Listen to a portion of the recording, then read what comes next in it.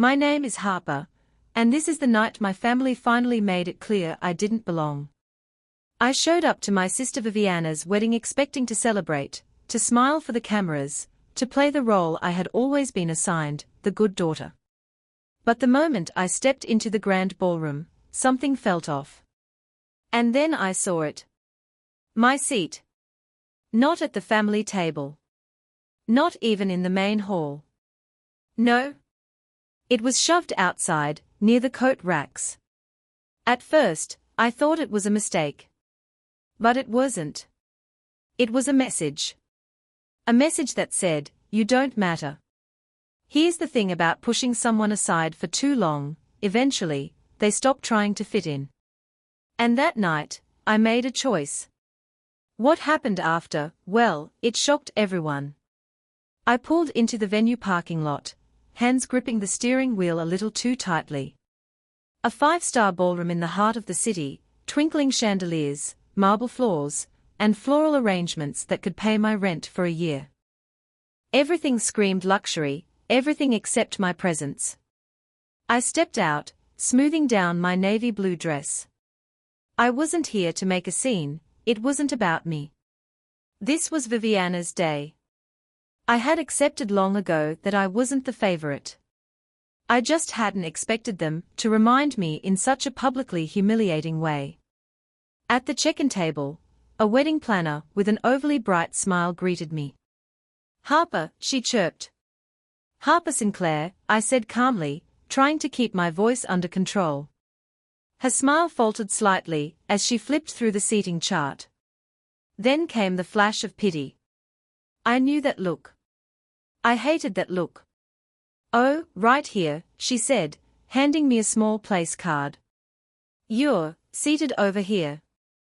She hesitated, pointing toward a hallway just outside the grand ballroom. I frowned. "Excuse me."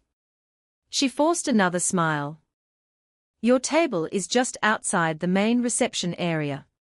I glanced at the massive seating chart beside her, Margaret and Richard Sinclair, my parents, at the front next to Viviana and Julian. Viviana's closest friends, Julian's relatives, even his co-workers' partners, all had seats inside. My name? Not there. "There must be a mistake," I said. Her smile tightened. "I'm afraid that's your assigned seat. Not inside. Not even at a distant table. Outside, shoved into a hallway like an afterthought." I spotted my mother across the room, fussing over Viviana's dress.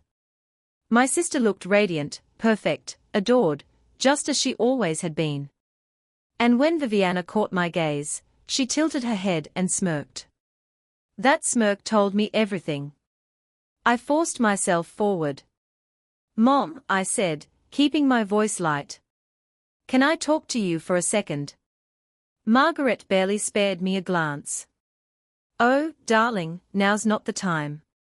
Can't you see we're busy?" "It'll only take a second," I said through gritted teeth. She sighed, annoyed but obliging, stepping aside.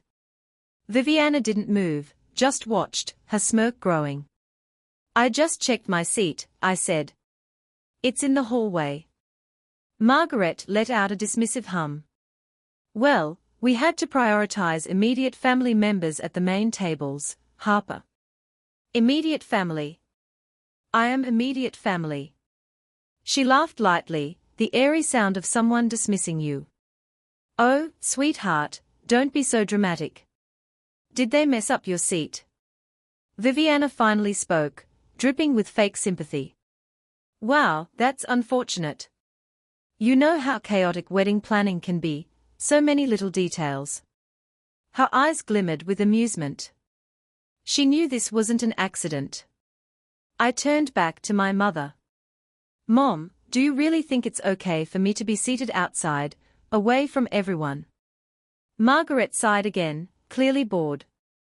"Harper, don't make a big deal. It's Viviana's special day. Just be grateful you're here." Grateful. The word lodged in my throat. Grateful for being treated like a second-class guest at my own sister's wedding. grateful for being discarded. I opened my mouth, but Richard, my ever-passive father, finally spoke. "It's just seating, sweetheart," he said, not even looking at me.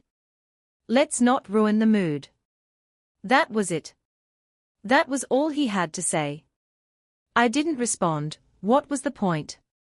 Then a new voice cut through the silence. Beatrice, Julian's mother, standing nearby with a glass of champagne.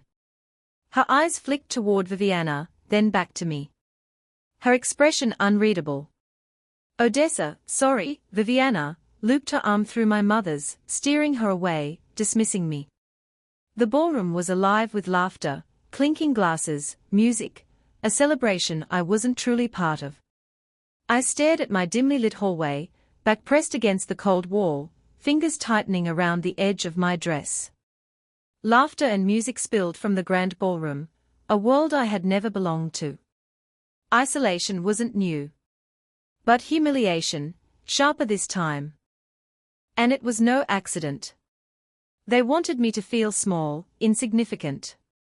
And damn it, they succeeded. The sting in my chest spread, not just from tonight, but from years of being the second choice, the afterthought. My mind drifted back, pulling me into the past, into moments I had tried to forget. 3 years ago, I was at my parents' house, rummaging through my old bedroom. I hadn't been home in a while, and it showed, dust in corners, childhood books untouched, framed pictures frozen in time. High school, college, memories before I stopped trying to belong. I wasn't looking for anything, just killing time while my mother, Margaret, prepared one of her elaborate dinners for Viviana's visit.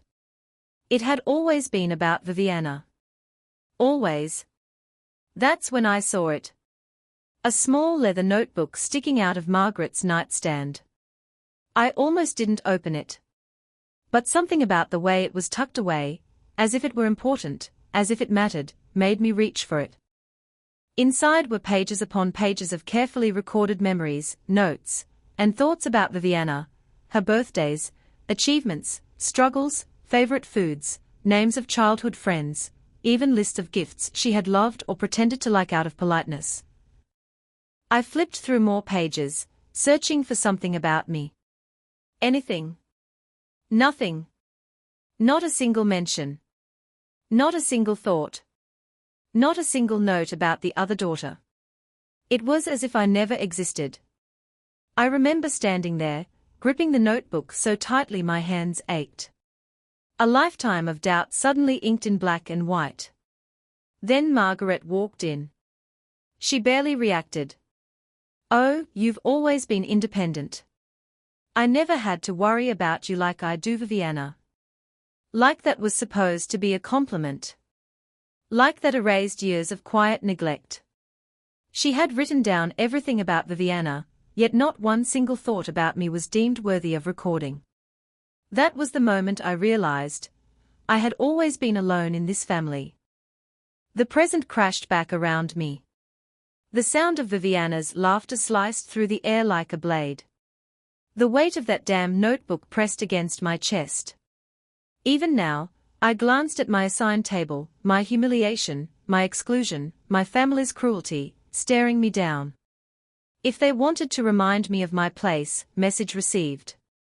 I inhaled sharply, pushing myself off the wall. If my family had decided I didn't belong, maybe it was time to act like it. I stepped toward the ballroom, mind racing, when I caught sight of Julian near the bar. A glass of whiskey in his hand, but he wasn't drinking. His eyes weren't scanning the crowd like a man celebrating the love of his life. Instead, they were locked on something, or someone, with unmistakable hesitation. And then they landed on me. He exhaled slowly before walking toward me. "Harper," he said evenly, but there was something beneath it. I raised an eyebrow. "For a moment," he continued, voice quiet, "I need to ask you something." I tilted my head. "Is this a polite wedding conversation, or something else?" He didn't smile, didn't pretend. Something inside shifted. "Does your sister ever talk about me differently when I'm not around?" There it was. That single question, where reality peeked through the cracks of Viviana's carefully crafted illusion. For a split second, I considered lying. Maybe to protect him, maybe because exposing the truth in a setting like this felt dangerous. But then I remembered my seat. I remembered Viviana's smirk. I remembered my mother's dismissal. I remembered who Viviana really was. You should probably take a sip of that first, I said, nodding at his whiskey. He tensed, then lifted the glass to his lips, downing it. Julian, I said carefully, I don't think you know Viviana as well as you think you do. His jaw tightened. I was afraid of that. Silence stretched between us, thick and suffocating. She's been acting different, he said, voice quiet now, edged with frustration. Controlling. There are things she doesn't want me to see. My stomach twisted. Of course there were. Before I could respond, Beatrice appeared. Julian's mother. Sharp, calculating, Viviana's new mother-in-law, the only woman in the room with more power than her. Darling, she said smoothly, holding out her phone. I believe you should see this. Julian hesitated, scrolling, his face shifting from confusion to realization to something far worse. Viviana's text messages to friends, her stylist, anyone who would listen. Messages filled with cruelty, petty, calculated, cold. She was trashing Beatrice, manipulating Julian, planning her control. Your wife-to-be doesn't just dislike me, Beatrice said calmly, she's been planning to control you since day one. Julian swayed slightly, as if the floor beneath him had cracked. I said nothing. This wasn't my moment, this was his. I just watched as doubt turned to anger, anger to clarity. The foundation of this wedding, and of Viviana's carefully curated life, was already crumbling. I turned back to the ballroom, where laughter and music continued, unaware. I realized something. If I had always been invisible in this family, tonight might be the first time anyone truly saw me. The ballroom around me was alive with music, laughter, and clinking glasses, a celebration I wasn't part of. I had a place at this wedding, technically. But it wasn't inside. It was shoved into a dimly lit hallway, a constant reminder of my family's disregard. I pressed the place card in my hand, Harper Sinclair elegantly printed, and stared at it. If they thought I would just accept this, they didn't know me. Not anymore. I forced my back straight, fingers tightening around my dress, and stepped toward the grand ballroom. My mind raced.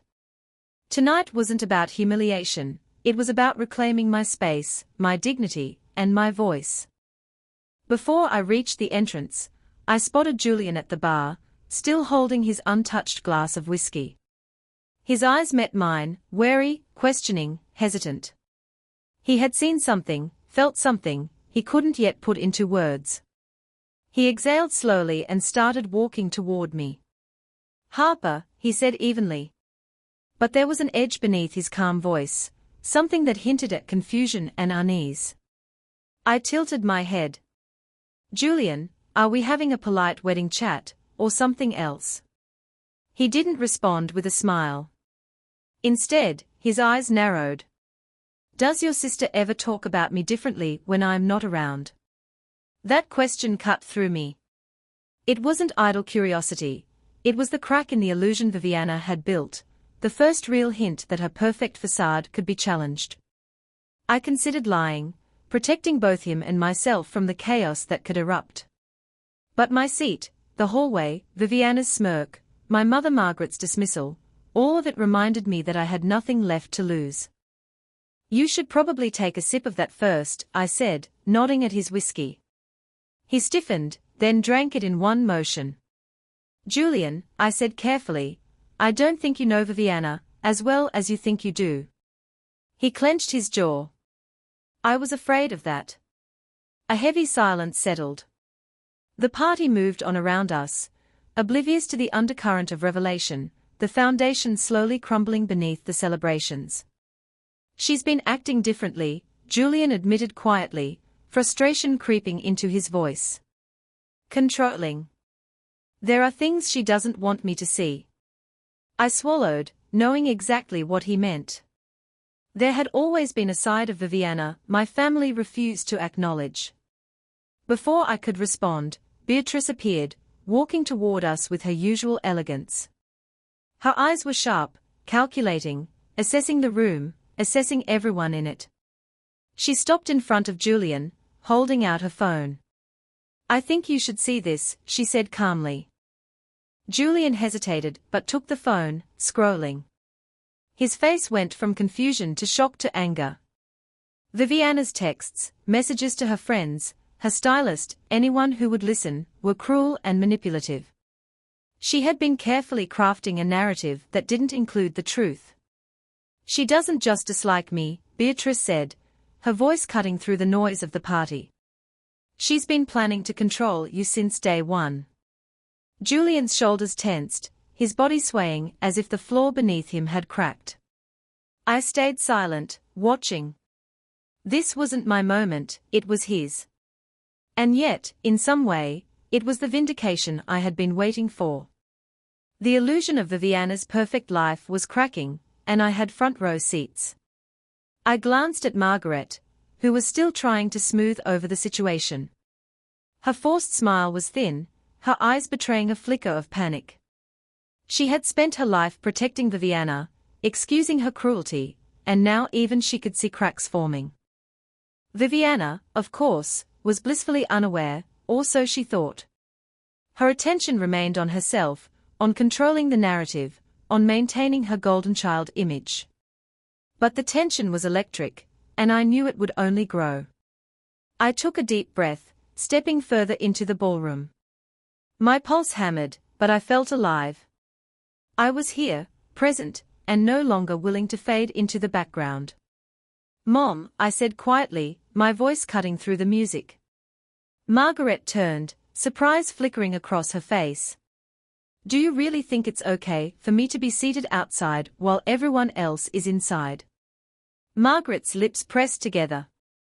She opened her mouth, then closed it again, clearly unsure how to respond. "She's your daughter too," I added, my voice low but unwavering. "You can't just ignore me because she's your favorite." For a moment, silence. The music, the laughter, the party, it all felt distant. All eyes weren't on me, but the shift was palpable. My words had weight. My presence had power. Viviana noticed, of course. Her smirk faltered for the first time tonight, replaced by a flicker of irritation. She tilted her head, trying to regain control, but the foundation she had built so carefully was already showing cracks. Julian stepped closer to me, still holding his phone. He didn't need words, the look in his eyes said everything. He had glimpsed the truth about his fiancée, the woman everyone else had been blind to for so long. I pressed my shoulders back, head high, and let the moment stretch. I wasn't angry, not yet. I wasn't seeking revenge, not yet. I was simply reclaiming my space, asserting my presence, showing my family that ignoring me, belittling me, pushing me aside, that it would no longer work. Because tonight, Harper Sinclair was no longer invisible, the ballroom continued to sparkle with music, laughter, and clinking glasses, but I was no longer just a ghost in the corner. My eyes locked on Viviana, who had finally noticed my defiance. Her smirk faltered, replaced by a flash of irritation, the first sign she was aware the night was slipping out of her control. I stepped closer, my heels clicking against the marble floor, each step a statement. Every eye in the room wasn't on me, but the undercurrent of tension was palpable. Tonight wasn't about being polite, it was about truth. "Viviana," I said clearly, my voice cutting through the chatter, "we need to talk." She froze, mid-conversation with one of her friends, and turned slowly. Her perfect posture didn't falter, but her eyes narrowed. "Harper," she said, her voice light but laced with venom, "this isn't the time." "Oh, I think it is," I replied, stepping fully into the open. "You've spent years treating me like I don't exist, like I'm invisible in my own family. And now Now, at your wedding, you push me aside again. Her friends glanced between us, unsure, sensing the storm about to erupt. Margaret moved closer, trying to smooth things over, but I ignored her. This wasn't about appeasing anyone, it was about being heard. It's your special day, she said, attempting calm. Just try to enjoy it. Enjoy it. I echoed, my voice rising slightly. Enjoy humiliating me. Enjoy reminding me that I'm not enough, that I've never been enough. For a fleeting moment, I saw a flicker of doubt in Viviana's eyes. But she quickly masked it, tilting her chin, forcing that golden child composure. You're being dramatic, Harper. Really, this is ridiculous. Ridiculous. That word hit harder than any insult. For years, it had been the subtle dagger she wielded, the weapon she used to dismiss me. I took a deep breath, steadying myself. No, Viviana. This isn't dramatic. This is reality. You've been cruel, manipulative, and selfish. You've controlled everyone around you to make sure you're always the favorite. But tonight, that control ends. Her smirk tightened, lips curling slightly. Oh, really? And what exactly are you going to do about it? I met her gaze, unflinching. I'm standing here. That's a start. No more hiding, no more ignoring. No more pretending I'm invisible while you play the hero in your own story. The music in the ballroom seemed to fade around us. Guests were watching now, whispers passing through the crowd. Some exchanged glances, unsure whether to intervene. Some just stared, captivated by the unfolding drama. Julian stayed near the bar, phone still in hand, watching with a quiet intensity. His eyes told me he was seeing the truth about Viviana for the first time, the side my family had shielded him from. She's exaggerating, Harper, Margaret interjected, her voice trembling slightly. You're her sister. You shouldn't make such a scene. I shook my head slowly. Mom, don't. You've spent your life protecting her, excusing her cruelty. Tonight, it's time to see her for who she really is. At that moment, Beatrice stepped closer, her presence commanding. She didn't say a word, but her eyes, sharp and calculating, spoke volumes. Viviana stiffened under her gaze.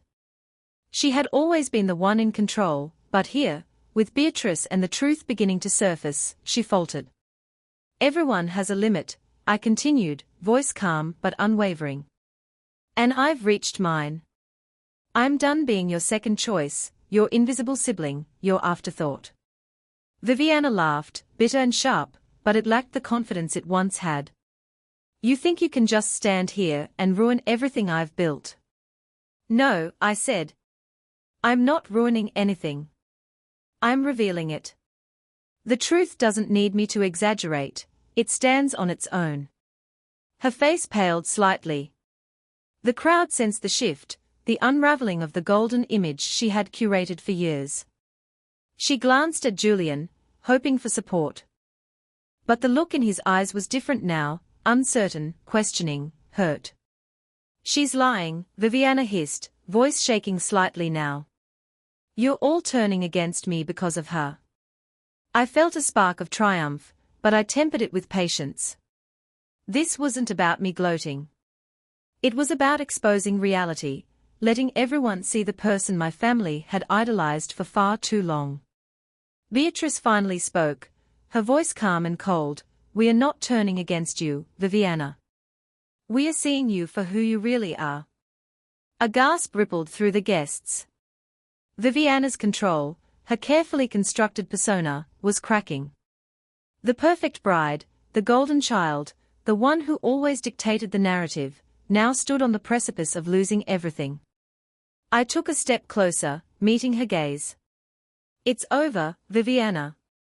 Not because I want revenge, but because I'm done being invisible. And everyone else deserves the truth too.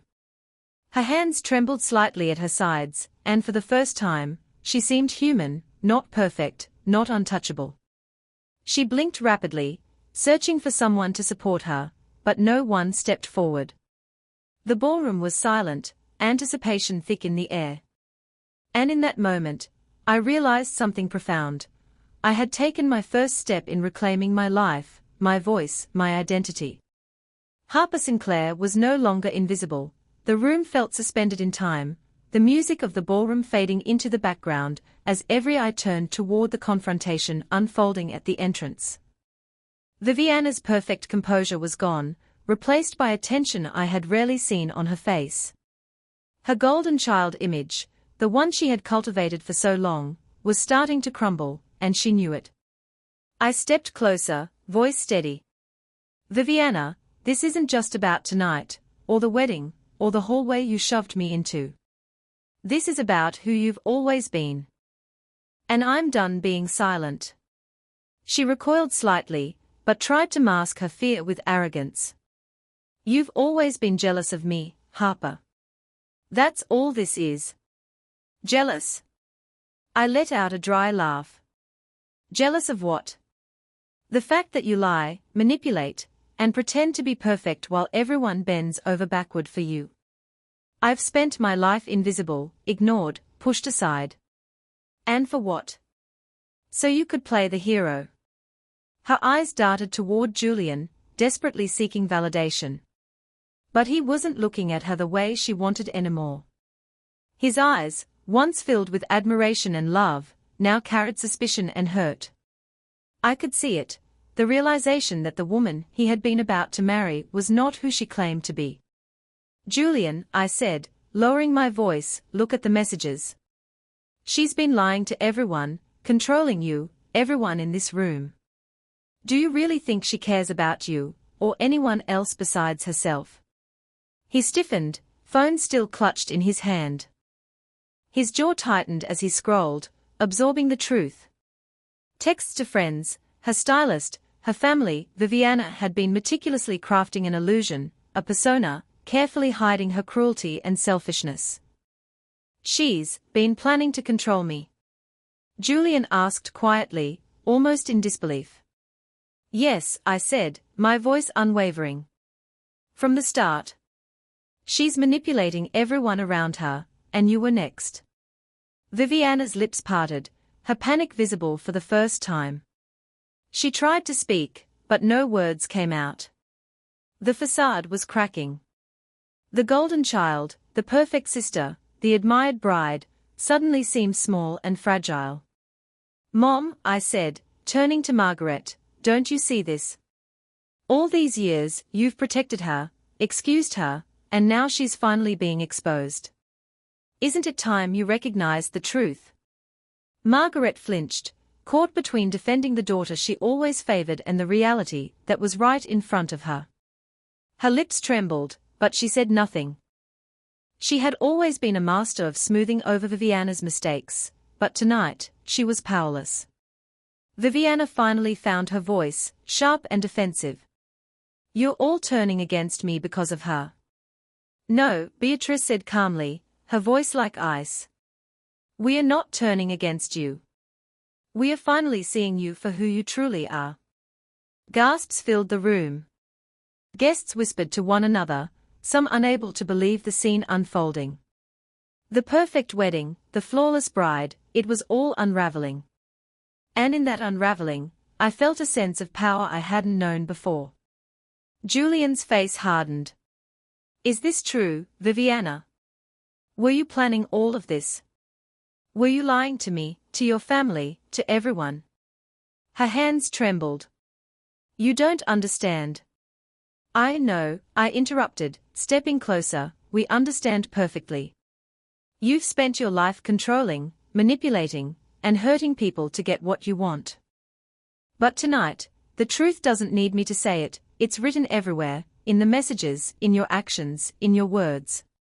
She spun toward me, fury and desperation mixing in her expression. This is all your fault. You've always hated me. You're jealous of me. I shook my head. No, Viviana. This isn't about hate. This is about finally seeing you for who you are. And I'm done being invisible, done being treated like I don't matter. Tonight, you face the consequences of your choices. Her body stiffened, and she lunged toward me, hands raised in anger. I didn't flinch. I had spent years shrinking in her presence, fading to the background. Not anymore. Beatrice stepped between us, calm and unyielding, blocking her path. Viviana collided with her briefly, staggering backward, the force of her own recklessness throwing her off balance. She landed near the entrance, disheveled, breathless, a shadow of the perfect bride she had planned to be. The guests gasped, whispers multiplying. Everyone was watching now. The wedding, meant to be a perfect celebration, had turned into a revelation. And in the center of it, Viviana, once untouchable, now appeared vulnerable, exposed, and powerless. Julian stood silently, watching, his silence heavier than any accusation. His hand tightened around his phone. The truth was undeniable. The golden image of the woman he thought he knew had crumbled completely.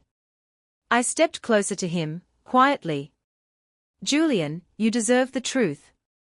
She's not who she pretends to be. He nodded slightly, eyes still on Viviana, absorbing the weight of her betrayal. For the first time, I felt a shift in the power dynamic. Not mine, not entirely. But the illusion of perfection Viviana had lived behind for so long was gone. She looked around, frantic, searching for allies, but there were none. The control she had always wielded was slipping through her fingers. And as she realized it, a small, bitter laugh escaped her lips, a laugh not of victory, but of someone finally cornered by their own lies. Tonight, the golden child's reign was over. And I had stood at the center of it, not as a victim, not as the invisible sister, but as Harper Sinclair, finally seen, finally heard, finally no longer invisible. The ballroom was silent, yet alive with tension. Guests whispered behind cupped hands, eyes wide, some exchanging nervous glances, others unable to look away. The perfect wedding, the flawless celebration, it had fractured in a single, explosive moment.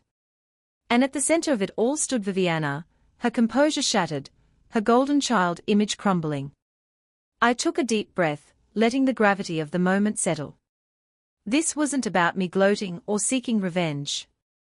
It was about truth, about finally standing up for myself, about reclaiming the life I had been forced to watch from the shadows for far too long.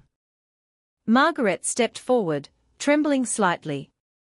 Her eyes darted between her two daughters, Viviana, still furious and desperate, and me, standing tall, unflinching. For the first time, she seemed unsure, powerless even. Viviana.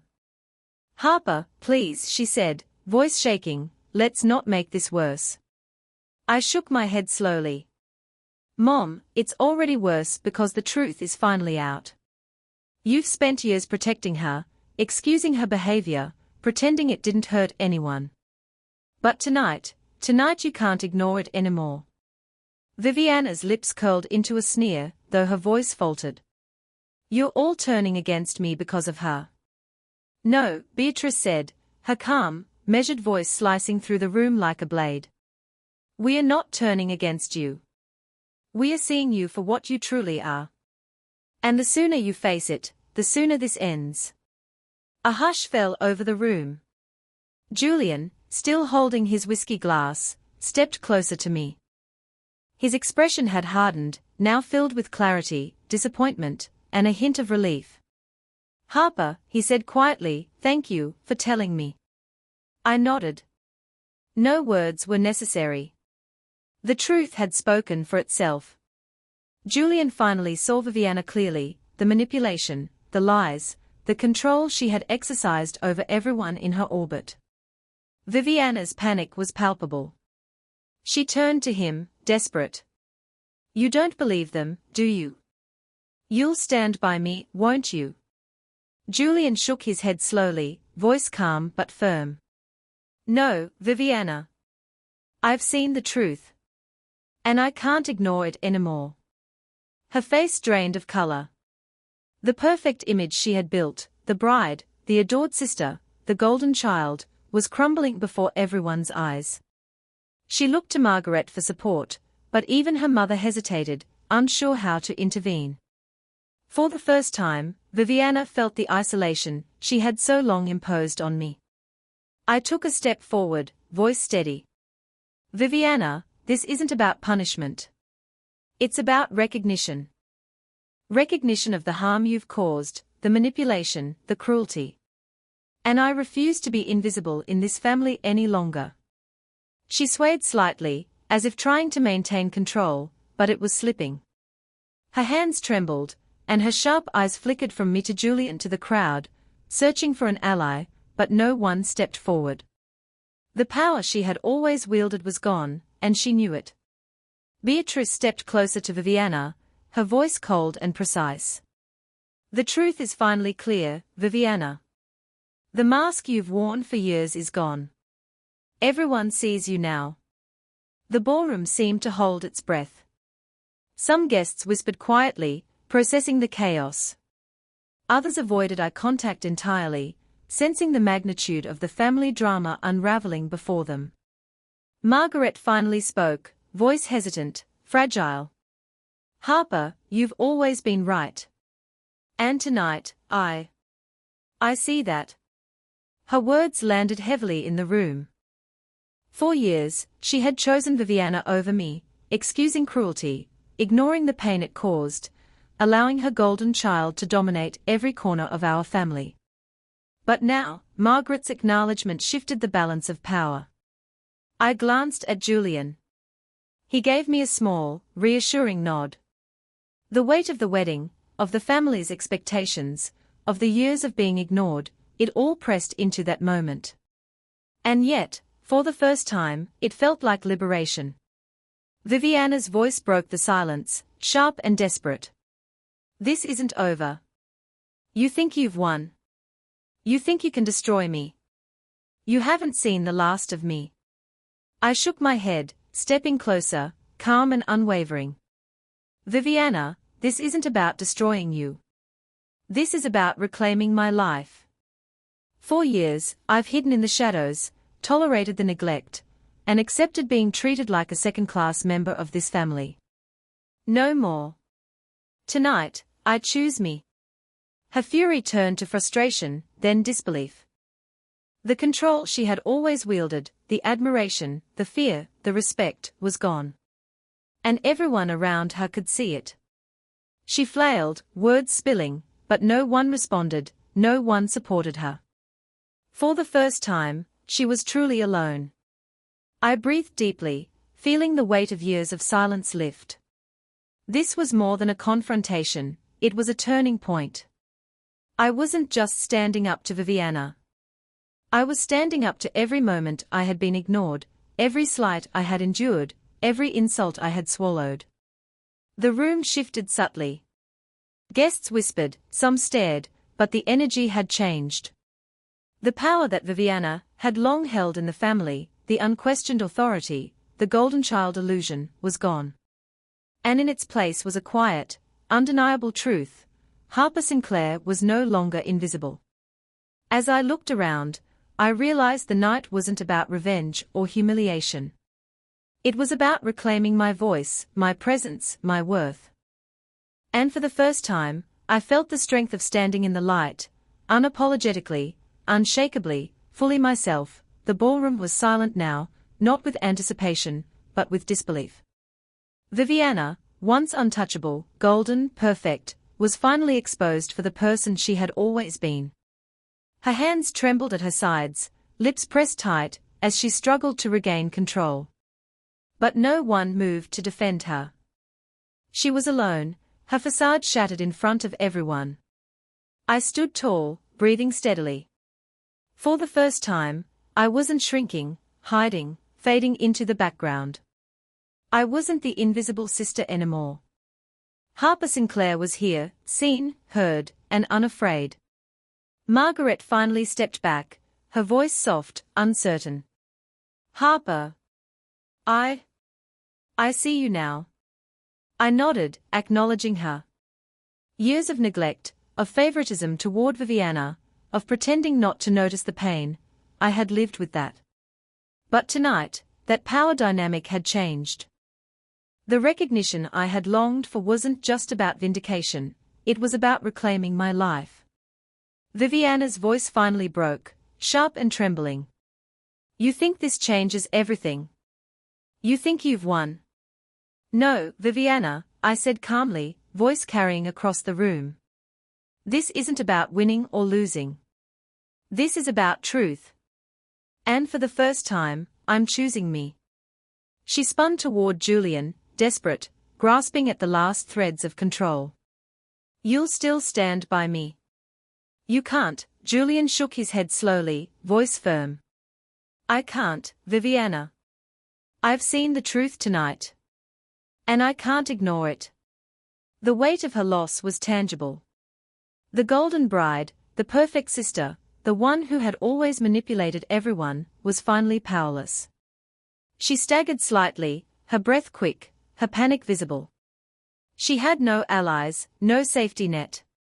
I took a step toward the exit, letting my words linger in the silence. I've spent my whole life being pushed aside, ignored, invisible. No more. This family's choices don't define me anymore. I define myself. The guests watched, some shocked, some impressed, others quietly nodding in acknowledgement. The illusion of Viviana's perfection was gone, replaced by the truth of who she had always been. And in that exposure, I felt a sense of liberation that I had never experienced before.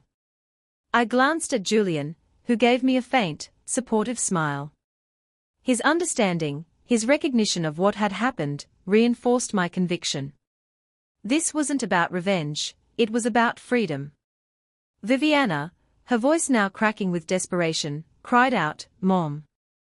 Dad. Do something. She's ruining everything. Harper. My parents had spent years favoring Viviana, excusing her cruelty, smoothing over her mistakes. But tonight, their silence spoke louder than words. They couldn't fix this. They couldn't save her from herself. For the first time, they were confronted with the consequences of their choices. I turned toward the crowd one last time, taking in the stunned faces, the whispers, the realization that the family dynamic had shifted irreversibly. The control Viviana had always wielded, through charm, manipulation, favoritism, was gone. And in that moment, I felt a quiet satisfaction, not from vengeance, but from reclaiming my life.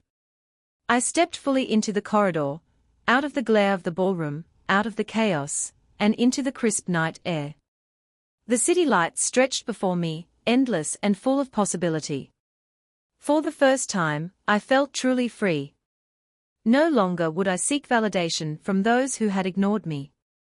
No longer would I shrink to accommodate someone else's ego. I was done being a second choice, a footnote, an afterthought. Tonight, I chose myself. My phone buzzed with messages, some apologetic, some hesitant, but I ignored them. Their words didn't matter. My story wasn't about them, it was about me. And for the first time, I was the author of my own life. I paused by the window, looking down at the glowing streets, the endless city stretching beyond my view. I thought about the years I had spent seeking approval, trying to fit into a family that never made space for me. And I realized something profound. Sometimes the strongest thing you can do is walk away. Not out of anger, not out of revenge, but out of love for yourself. I closed my eyes, letting the night air fill my lungs, sharp and cleansing. The past may linger, the memories may ache, but I was finally stepping into a life of my own making. No more compromises. No more silenced truths. No more invisibility. The week that followed was quiet but powerful. Messages came and went, apologies were whispered, but I didn't respond. I didn't need their validation anymore. I had claimed it for myself. Freedom wasn't loud. It wasn't dramatic. It was the quiet certainty of knowing my worth, of walking away from the toxicity, of refusing to let anyone dictate my value. For the first time, I felt whole. I took one last glance at the city skyline, a soft smile on my face. Harper Sinclair had survived the storm. Harper Sinclair had chosen herself. And that choice, this freedom, was the most powerful victory of all. Because in the end, family isn't just blood. Family is respect. Family is honor. Family is knowing your worth and never letting anyone, no matter how long they've overshadowed you, take it away. And as I stepped into the night, I knew one undeniable truth: the world was mine, and I would never be invisible again.